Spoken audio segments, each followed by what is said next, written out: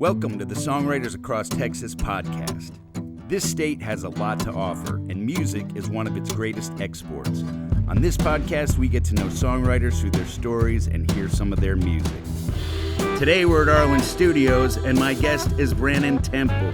I'm Karl Anderson, and this is the Songwriters Across Texas podcast. He grew up in Austin, Texas on 19th Street on the east side before it changed to Martin Luther King Boulevard.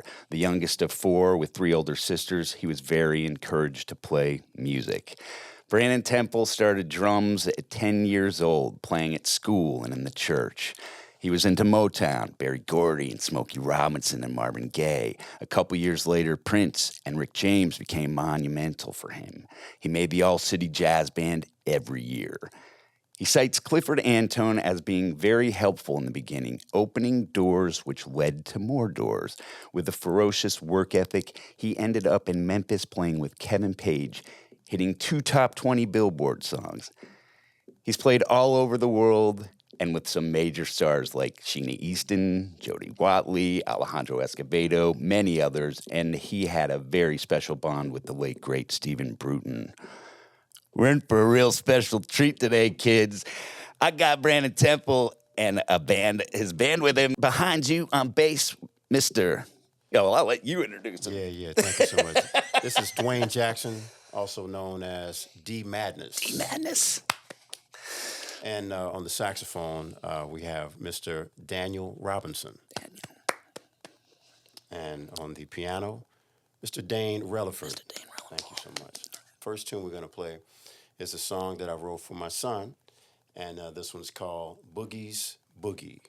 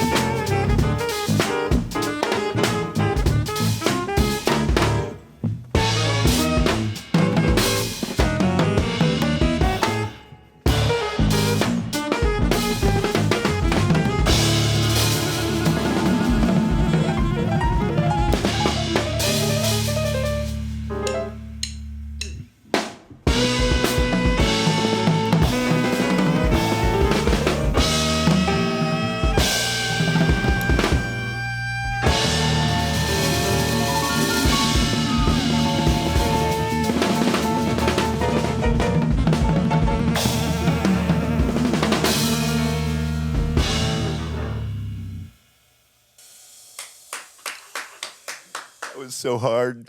Oh my God, that was. You guys don't even know what it's like to get to sit this close to this. It's crazy cool. I can feel this push. Thank you, man. Happy to be here. We're all thankful to be here. Yeah, and I'm so glad you brought the guys in with you. I appreciate every one of you for coming in. Sounds fantastic, crazy good. Let's talk about you growing up here in Austin. It's like kind of a rare thing that we don't have that many people that grow up in. People find their way here, of course, but I feel that. Everybody has this whole unicorn turn, but I really don't see it that way because I'm to a lot of the people that I know, I'm still the baby. Yeah, I'm still the baby here. So it was a very insulated and blessed life, growing up right here in Austin, Texas, on the east side. Right. And, we had everything we needed, a lot of community, a lot of really, just peaceful, fun-loving folks. It was great. Yeah. A lot of outdoor activities, and were there people playing? Like, did people play out? Oh, man, I'm glad you brought that up. Actually, every summer they would have, like Juneteenth celebrations and, parades and 4th of July parade and different things like that. Of course, that would go down Congress, Juneteenth. Still does, kind of wind its way through the east side. Right. And ends up over there at Rosewood. But when I was a kid, they would have Miss East Austin Black Pageant. Oh, wow. And so, a lot of the hometown young beauties, black girls would do their thing. And I bet you were there.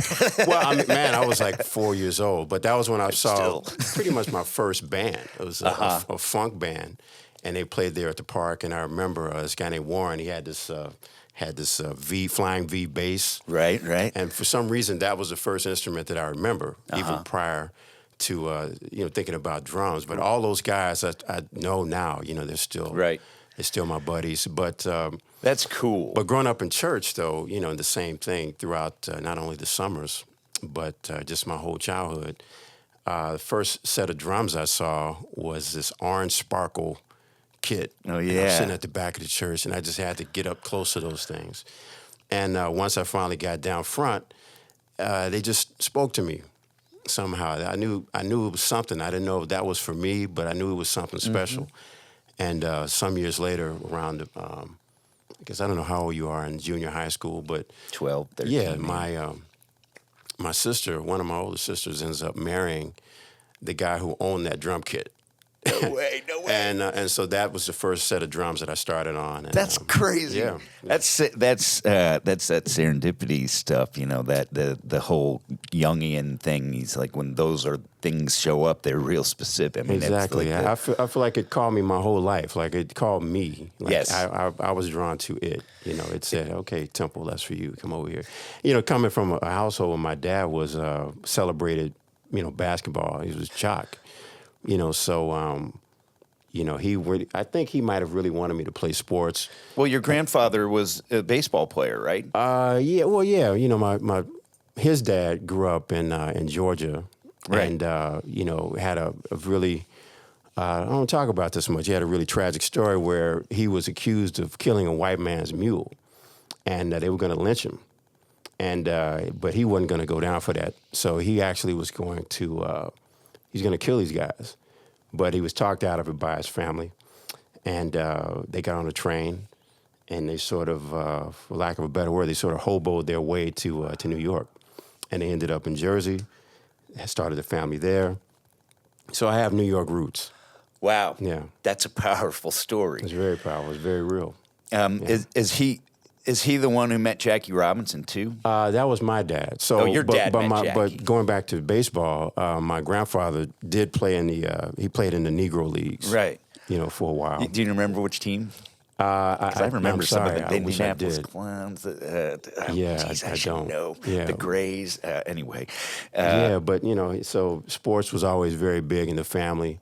And, all of my cousins, man, they're hoopers. They could play their tails off in basketball and everything like that. I even had one cousin, had the WNBA been around when she was in her heyday, she would have been a star athlete, So, a lot of talent on both sides. My mother's side of the family, just a lot of, really intelligent people, just scholars, Yeah. One uncle who was an engineer. My mother worked with universities around town. You know, Houston-Tillerson. Right. When it was college, Houston-Tillerson College, and you know, the LBJ School of Public Affairs, and she wrote for NAACP and Baptist Training Union nationwide. Wow. You know, she That's a did. lot. Yeah, so I was Very busy I had and to active. achieve some shit. Yeah, you had a lot of They didn't let me active- sit down really, or any of us. So. You didn't want to, though. Yeah, but you know, back to my dad. You know, I think he wanted me to play basketball, but so when I was really young, he took me to a lot of ball games and stuff like that.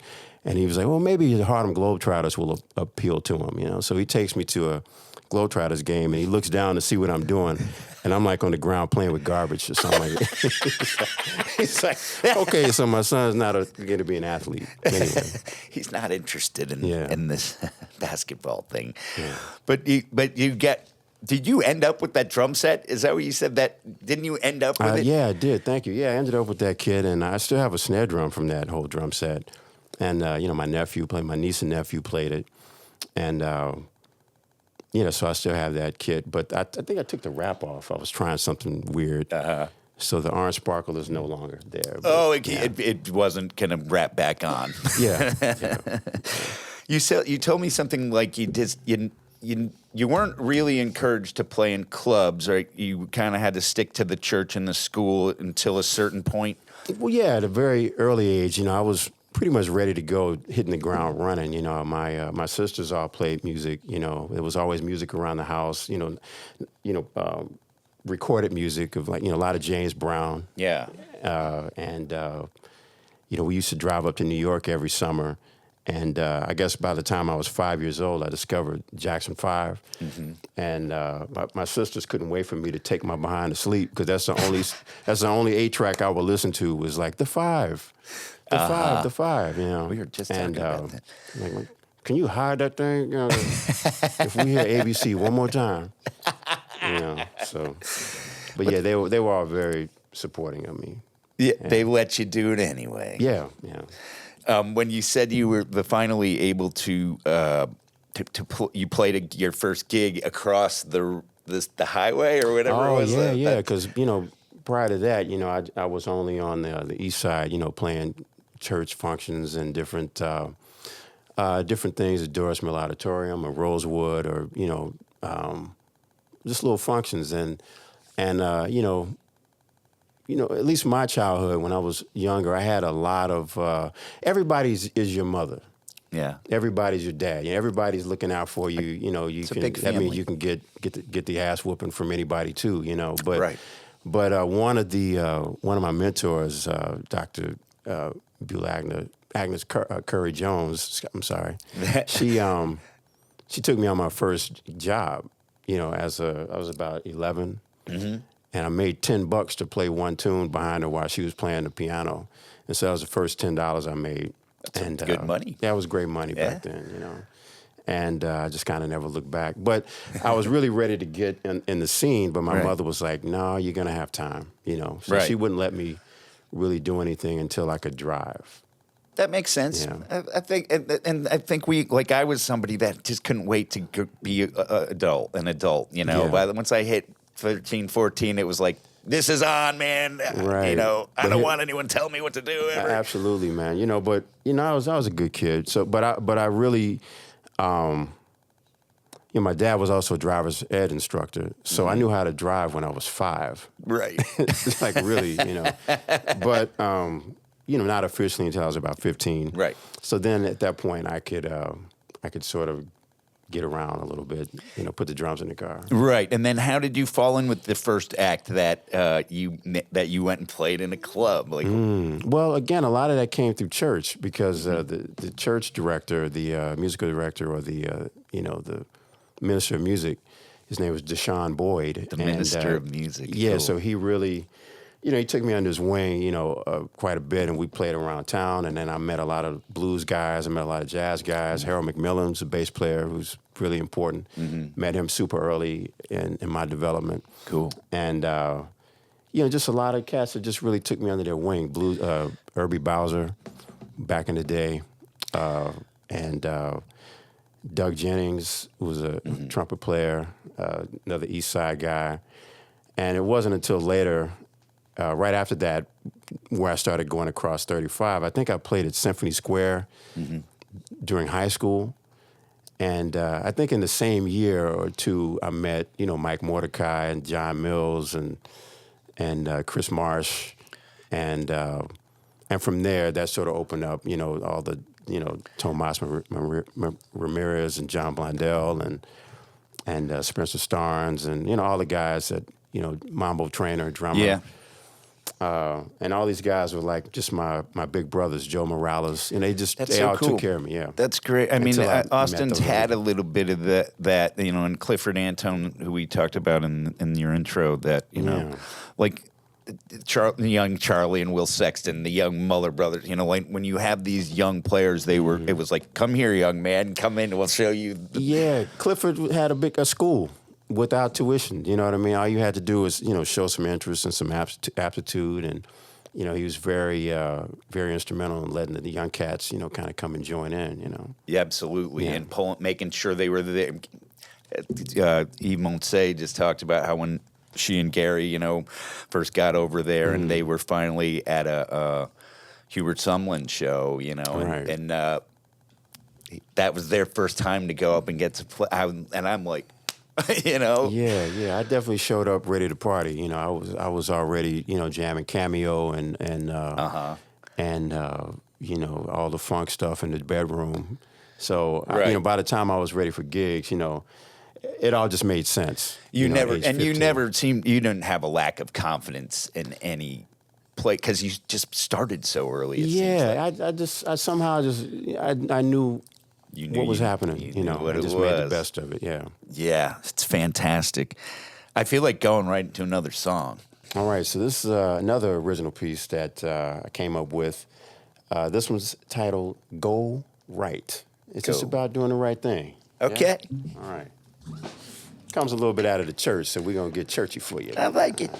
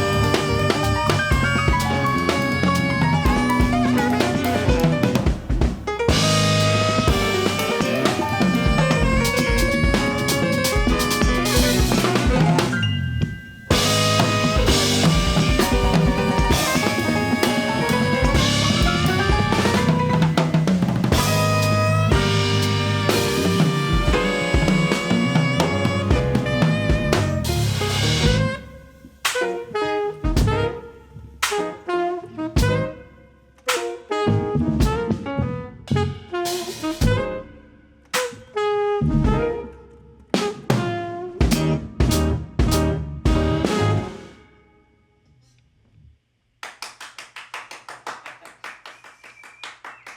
moly.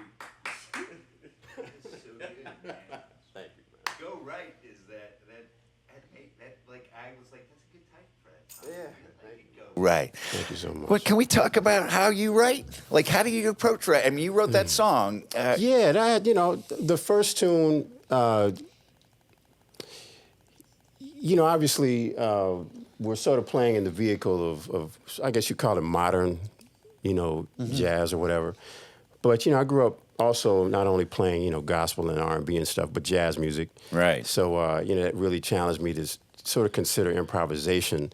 So a lot of the heroes of that music are, Miles Davis, Charlie Parker, John Coltrane, and the list goes on and on.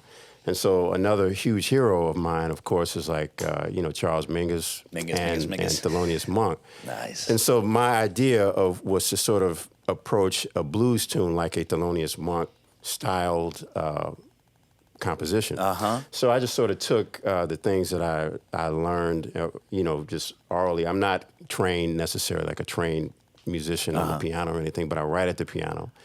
And sort of like tink it out like this and just kind of like space it the way I want to hear it. And that was really how that first tune came about. The second tune that we just played, Go Right, it was just sometimes melody can just inspire you. You just keep singing something over and over in your head, and you don't know why. So it's like, okay, maybe I better do something with that. Right. And I think the chords on that middle section kind of came from a jam with some guys. We were working some stuff out, and I was like, you know what? That actually kind of fits with the other section in a strange way. And so it was kind of collaboration there. Sounds like... And, so it really just comes from a lot of different things. I like to be inspired by the musicians that I work with.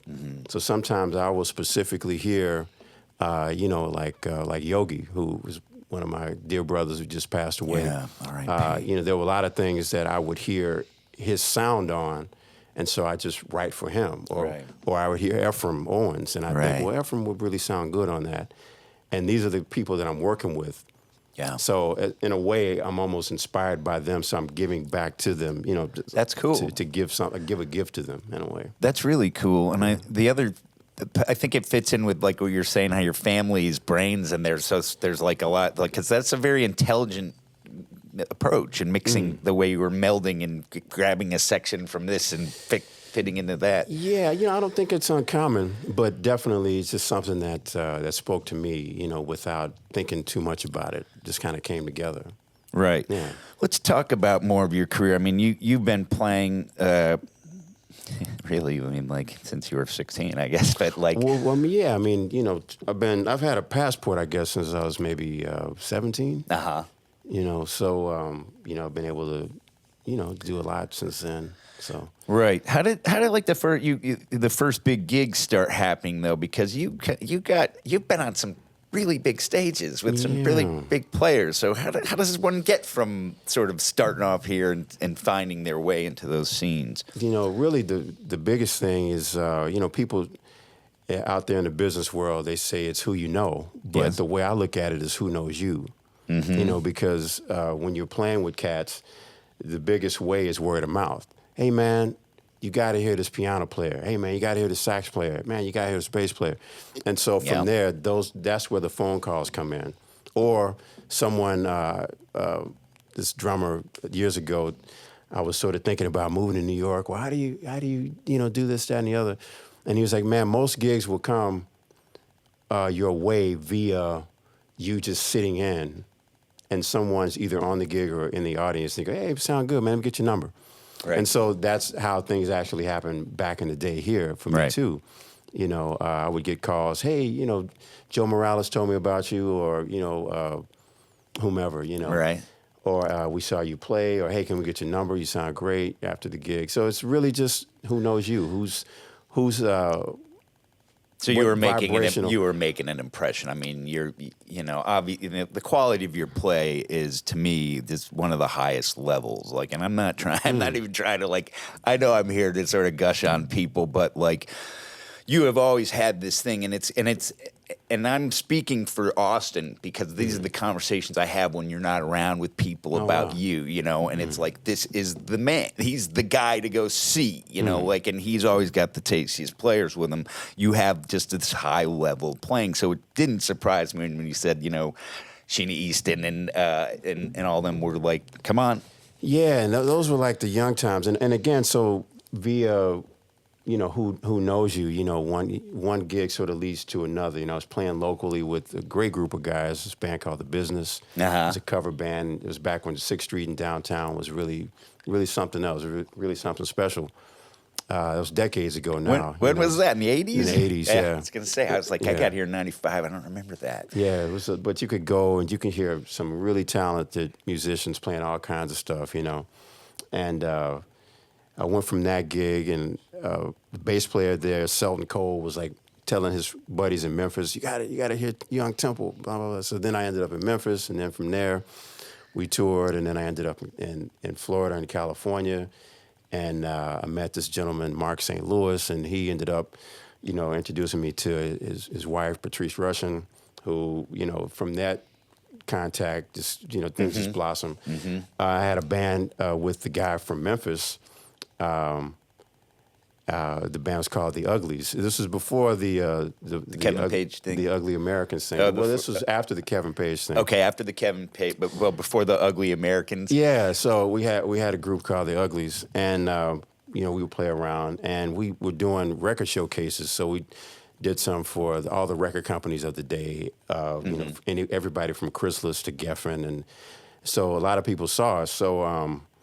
Don was one of the guys who came to Austin to see us. Randy Jackson from American Idol fame. That's right, but he was a big-time producer. Yeah, he came down and checked us out. And but when Don showed up, we decorated the old Austin rehearsal complex, the old ARC, which is where the Archangels came from. That's right. That's right. But we decorated one of the rooms, and Don walks in with this guy with some high-ass tennis shorts on, like, with a country accent, and that was Stephen Bruton. That's right.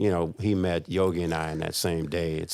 And Stephen opened up, like, many doors, Bonnie Raitt, Delbert Clinton. Oh, wow. So I've gotten a chance to, just move around a little bit, so. Yeah, and he's missed, he was such an important musician for the other musicians, and I've heard so many people say, boy, Stephen, or he set me right in some way, you know? So Bruton was, if you talk to anybody who knew him, they would say, he's my best friend, and so I share that same sentiment with him. So just, my journey was, I had a lot of angels like that looking out for me, and they were in the form of men and women who really believed in me and still do. It's really cool, man. Your story's fantastic. You have kids. I do, so I believe in them. I want them, I'm going to teach them well and let them lead the way.